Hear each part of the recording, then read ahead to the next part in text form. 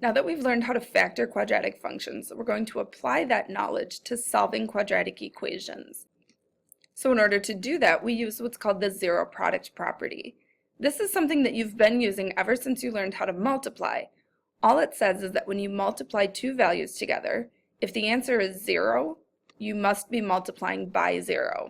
So we've got some generic examples here. If A times B equals 0, then one of two things must be true. Either A equals 0 or B equals 0. There's no other way to get 0 for an answer when you multiply than multiplying by 0. So we're going to take that up a notch today, and we're going to take a look if we have two expressions being multiplied together to equal 0, then either the first expression equals 0 or the second expression equals 0. So let's see how this works with some numbers, and hopefully it makes some more sense to you. First example, again, we have two expressions being multiplied together to equal 0. So there's two ways to solve this. Either that first expression, 3x minus 2 equals 0, or our second expression of 5x plus 2 equals 0. So we solve each equation one at a time. So I'm going to start with the equation on the left. I'm going to add 2 to both sides without showing my step. For a lot of you, you've gotten to a place in your math career where you can solve equations without showing the detail of the step.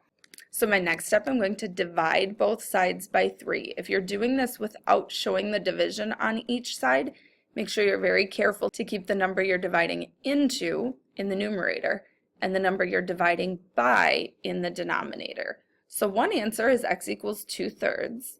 Looking at the equation on the right, first thing we're going to do is subtract that 2 from both sides.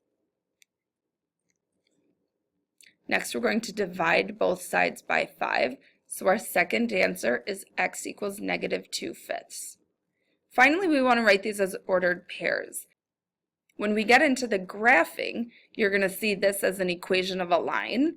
So we want to make sure that we differentiate that between the equation of a line and a point on the graph, which is what we're getting for these. So we started off with, you can see that the y was replaced by 0, and we solved and got these two answers for x. I decided to skip example B on part 1 because we'll be seeing this principle over and over, and I want to make sure that I honor your time. So looking at this next one, we have a quadratic function equal to 0, but we don't have multiplication. We have subtraction of these terms.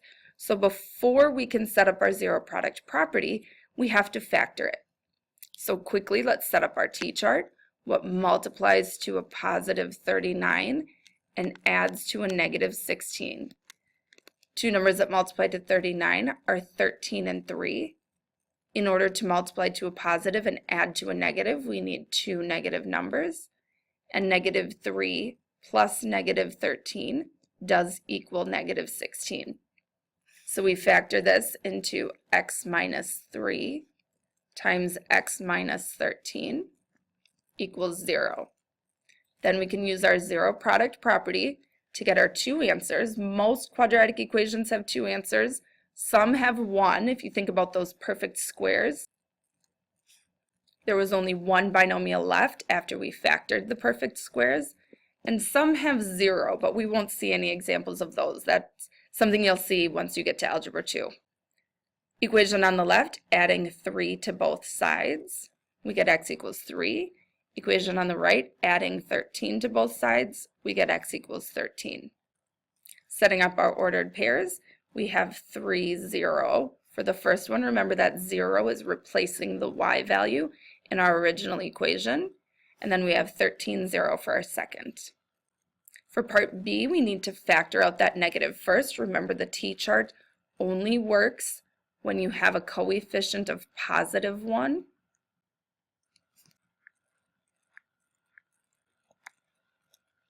Then we can do t-chart with what's inside. What multiplies to a -20 and adds to a -19. In order to multiply to a negative, we need one positive, one negative. 20 times 1 is 20. Our numbers need to add to a negative, so the bigger number needs to be negative.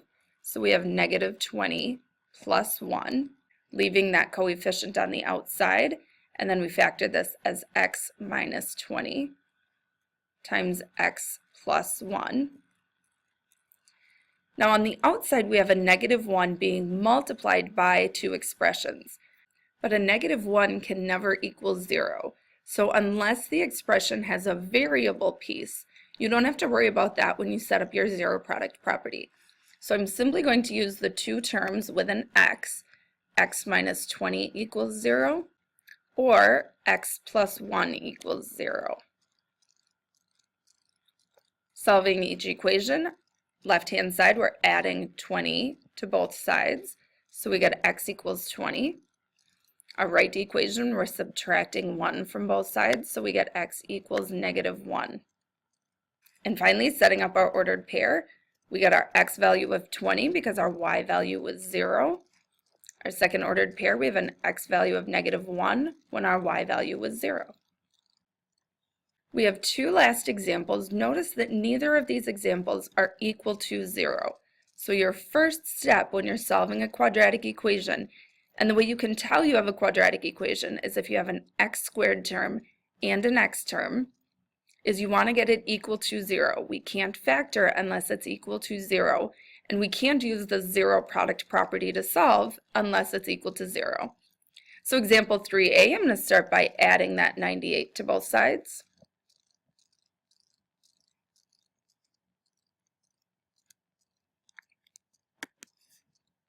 Another thing that you can do when you have a common factor, so we have a common factor of 2 on this one, is to divide everything by 2 using the golden rule, both sides of the equal sign. So my first term divided by 2 becomes x squared. My second term dividing by 2 is 14x. Dividing my third term by 2, I get plus 49. And dividing 0 by 2, I still get 0. So instead of factoring out the GCF, when you've got an equation, you can divide it out as long as you divide it on both sides. So now we've got a t-chart again, what multiplies to 49 and adds to 14. Two numbers that multiply to 49 are 7 times 7. Two numbers that add to 14, 7 plus 7 works for that as well. So when we factor this, we get x plus 7 squared because we have that binomial repeating. So this is one of those perfect squares that I talked about. We end up with only one answer, setting our one set of parentheses equal to 0 and subtracting 7 from both sides, we get one answer of x equals negative 7. So we get our ordered pair of negative 7, 0. And our final example, again, get it equal to 0 before you start. So I'm going to subtract the 4x squared from both sides, and I'm going to put it in front because we're used to seeing that x squared term first and then the other terms in order after that. Again, I'm going to divide everything by the greatest common factor.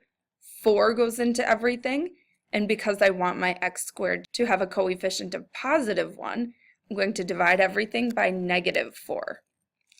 36 divided by negative 4 is negative 9, and 0 divided by negative 4 is still 0.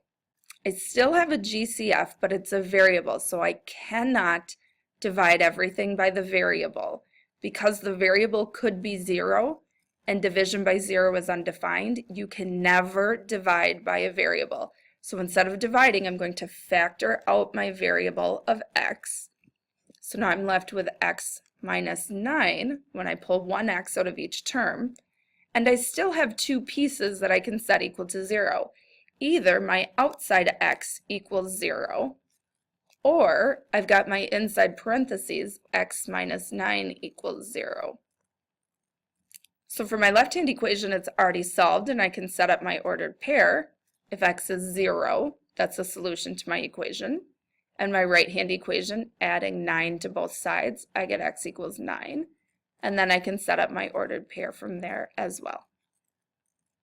Here are your two U-Try questions. Come to class with these attempted so our discussion can be productive.